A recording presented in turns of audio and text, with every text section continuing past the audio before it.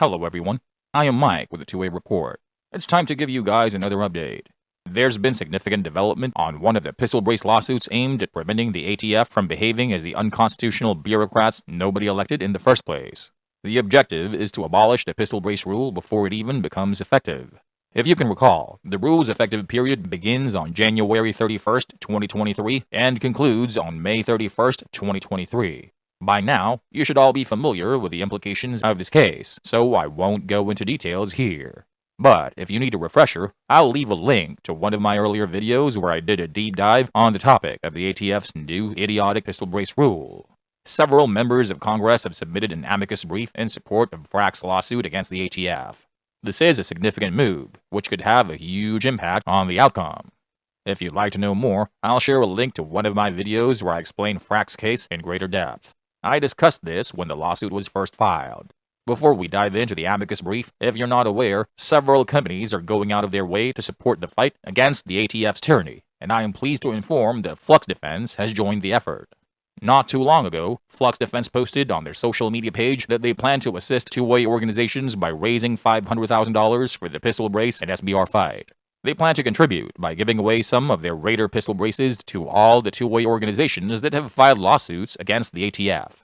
To obtain Raiders for their giveaway, the organizations can contact Flux Defense through their official social media page. One other thing before we delve into the amicus brief brought by members of Congress, just a word of caution. Other organizations not involved in the fight may also solicit donations, so it's important to verify before you donate. With all that said, let's move on to discussing the amicus brief. Here is the first page of the submission for the FRAC lawsuit, which stands for Firearms Regulatory Accountability Coalition in the Federal Court System's North Dakota Western District. Now, let us begin by discussing the concerns of the amici curiae. It reads, quote, "The amici curiae listed in the appendix are members of the United States Senate and House of Representatives who are committed to upholding the rights of all Americans to keep and bear arms, especially veterans and disabled individuals who need assistance to exercise their rights. The Second Amendment is a fundamental protection of liberty that is deeply rooted in our nation's history and tradition. Per D.C. v. Heller, it protects the right of law-abiding, responsible citizens to use arms in defense of hearth and home. Per New York State Rifle and Pistol Association Inc. v. Bruin, it guarantees an individual right to possess and carry weapons in case of confrontation. But ATF has promulgated a rule that burdens this right by restricting the purchase of orthotic assistance devices known as pistol braces and requiring existing owners of pistol braces to register them with the federal government. The rule is especially concerning for Americans with disabilities or otherwise lacking physical strength to comfortably fire pistols, including veterans. Importantly, the Second Amendment protects the rights of all law-abiding adult citizens, not just the strong and able-bodied. ATF's rule threatens the guarantee in a way that Congress never authorized. Article 1 of the United States Constitution vests all legislative power in Congress. Federal agencies may exercise only that power that Congress has granted it, and Congress never granted ATF the authority to regulate pistol braces. If they are going to be regulated, then it is for Congress to decide, not ATF. Accordingly, amici urged the court to grant plaintiff's motion for a preliminary injunction and vacate the ATF rule." End quote. After briefly mentioning the pistol brace's history, which I have previously discussed in a separate video whose link I will provide in the description for those who missed it, the amicus brief proceeds to the issuance of the rule and the current 120-day period. The next section reads, "The rule is unlawful to start. It impinges on Second Amendment rights. The Supreme Court has made clear that the individual right to keep and bear arms is a fundamental right that Americans enjoy, and that right protects the possession and use of handguns in particular. The Second Amendment also protects those acts and equipment necessary to exercise the right. That means braced pistols fall within the Second Amendment's ambit and are protected. The rule burdens the right to own and operate braced pistols, especially for the disabled, elderly, and those Americans who need arm braces to effectively operate their pistols because it imposes taxes for their possession and burdensome registration requirements, subject to criminal penalties. But Congress never granted ATF the authority to issue the rule and regulate arm braces. The Constitution vests all legislative power in Congress, and it requires all new laws to be passed by Congress. That means the President has no authority to change a law unilaterally. Any changes must go through bicameralism and presentment as outlined in Article 1 of Section 7 of the Constitution. While an agency may sometimes issue interpretations of ambiguous laws that Congress has passed, agencies have no such power when Congress has spoken directly on an issue. This is one such case. Congress included no ambiguity when it passed the NFA and the GCA that could be read to allow ATF to regulate armed races.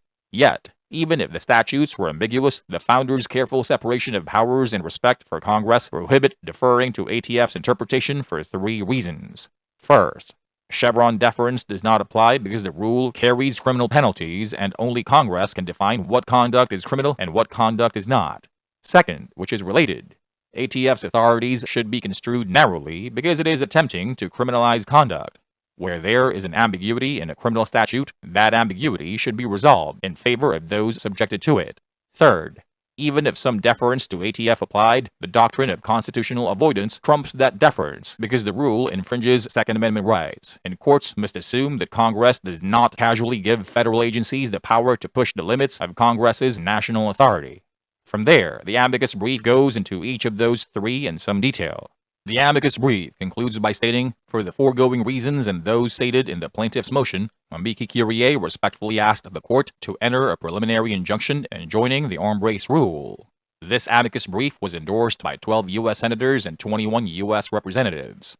While it is expected of all elected officials to fulfill their constitutional obligation in this regard, some tend to prioritize their personal interests over their duties. You know how it is. It is a dog-eat-dog world, and the Senate and the House of Representatives are no different. But for those of you who are curious to know whether a representative or a senator you voted for is any good, I'll go over all the names of the politicians we can give thanks to. From the Senate, there's Marsha Blackburn of Tennessee, Kevin Cramer of North Dakota, Ted Budd of North Carolina, Ted Cruz of Texas, Steve Daines of Montana, Chuck Grassley of Iowa, Bill Hagerty of Tennessee, John Hoeven of North Dakota, James Lankford of Oklahoma, Mike Rounds of South Dakota, Rick Scott of South Carolina, John Thune of South Dakota, and Tom Tillis of North Carolina. From the House of Representatives, there's Joey Arrington of Texas, Don Bacon of Nebraska, Stephanie Bice of Oklahoma, Michael Bost of Illinois, Ben Klein of Virginia, Andrew Clyde of Georgia, Scott Desjardins of Tennessee, Jake Elzy of Texas, Ron Estes of Kansas, Chuck Fleischman of Tennessee, Glenn Grothman of Wisconsin, Andy Harris of Maryland, Jim Jordan of Ohio, Mary Miller of Illinois, Nathaniel Morin of Texas, Greg Murphy of North Carolina, Ralph Norman of South Carolina, Mike Rogers of Alabama, Jason Smith of Missouri, W. Greg Stube of Florida, and Claudia Tenney of New York. And finally, let us all thank FRAC for initiating this lawsuit, as well as the 25 states that have joined the effort. This is incredibly impactful. I have gone through the entire brief, and I must say, it is exceptional and truly outstanding. Regardless of whether you're a manufacturer, retailer, or even a small gun store owner, if you're part of the firearms industry, you want to contribute by doing whatever possible to gather funds for these lawsuits. These lawsuits include the FRAC, GOA, Second Amendment Foundation, and some others I may not be aware of. I've gone through the majority of them, and it's crucial that you support them in any way possible. And that's all the time I have for you today. Admittedly, there's so much more to these cases that we can possibly fit in an 8-minute video. If you care about the Second Amendment, please help our channel grow by clicking on the like, share, and subscribe buttons. Thanks, and have a good one.